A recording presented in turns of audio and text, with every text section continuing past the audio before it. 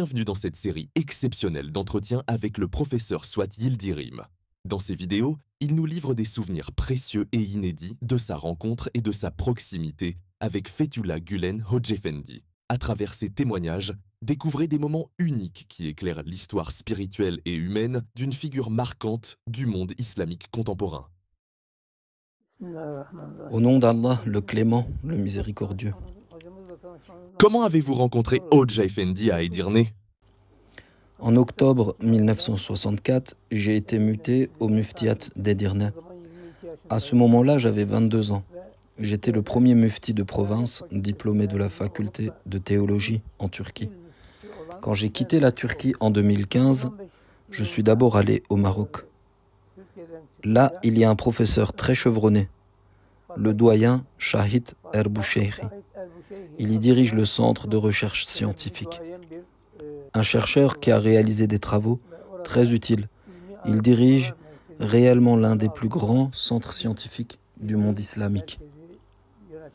Il m'a demandé ce qui se passe en Turquie. Je lui ai demandé s'il voulait la version longue ou abrégée. J'ai dit que je ferais une brève présentation. En 1964, quand j'avais 22 ans, le premier ministre de l'époque, İsmet İnönü, connu pour être contre la religion, est l'une des figures très importantes en Turquie. Moi aussi, alors que j'étudiais à la faculté, notre maison avait été perquisitionnée et j'avais été déféré devant la cour d'assises pour appartenance à la mouvance Nurcu. Alors que tout cela était inscrit dans mon casier, İsmet İnönü m'a muté au muftiyat d'Edirne. Il y a sa signature. Les mutations des muftis de province portaient la signature du Premier ministre.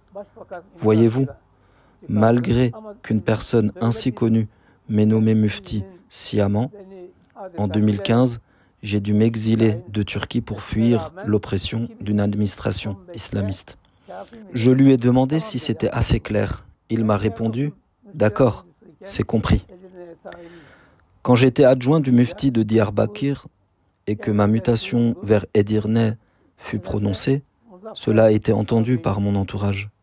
Dans mon entourage, il y a une personne nommée Frère Muzaffer, qui est chef dans un bureau de poste. Nous nous voyons de temps en temps avec lui. Il m'a dit que la nomination est sortie pour Edirne. Il a dit, quand tu iras là-bas, il y a un hoja qui s'appelle Fethullah. Tu feras sa connaissance. Pour moi, c'était bien sûr la première fois que j'entendais son nom.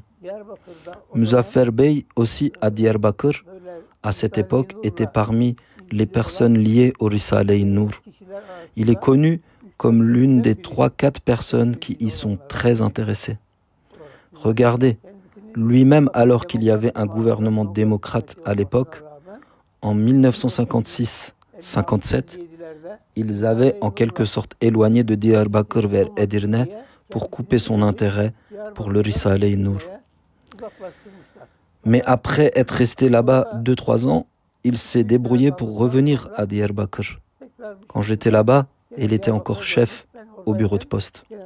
Voilà, il m'a dit de faire connaissance avec Fethullah Hoca qui était à Edirne. Il s'avère qu'il avait fait connaissance quand ils y étaient aussi. Ils échangeaient.